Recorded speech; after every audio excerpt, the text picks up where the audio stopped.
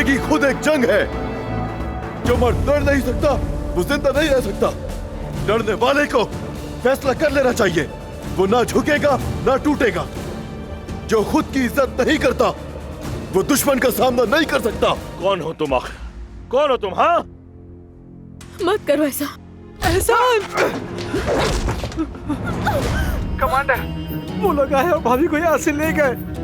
क्या मतलब? ये कैसे हो सकता है ऐसा? मुझे माफ कर दो कमांडर। माफी को छोड़ो, ये बताओ ये सब कैसे हुआ? अगर हमें रस्म रिवाज के हिसाब से ही चलना है तो मैं ज़मरुद से शादी करूंगा।